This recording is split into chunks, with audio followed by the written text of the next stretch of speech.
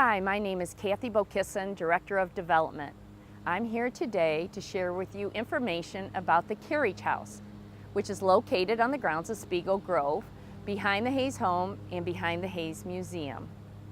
The Carriage House was built by President Hayes between 1867 and 1873 for his carriages and horses, and the upper level was where they stored the hay for the horses. We also have a picture of the Carriage House off to the left of the chicken coop. And it's nice that we have photographs like this that we can kind of remember that this property at one time was farmland that the Hayes family lived on, and they had other types of farm animals also.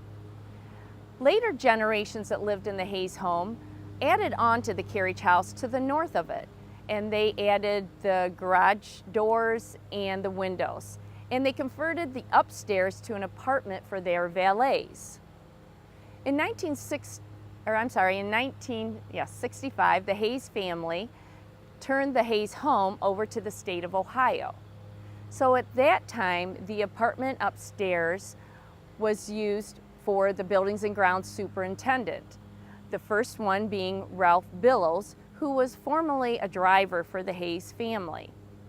He lived here with his family for many years until his retirement.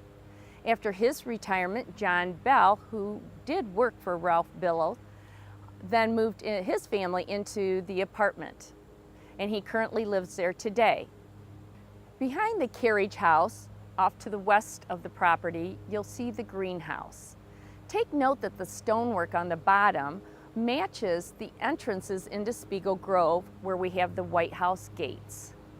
The greenhouse was used for many years to plant seedlings and flowers that would later then be put out on the grounds or in the home or the museum. As you can see, the greenhouse needs some attention, and we hope to do that in the future to utilize it more for educational programming.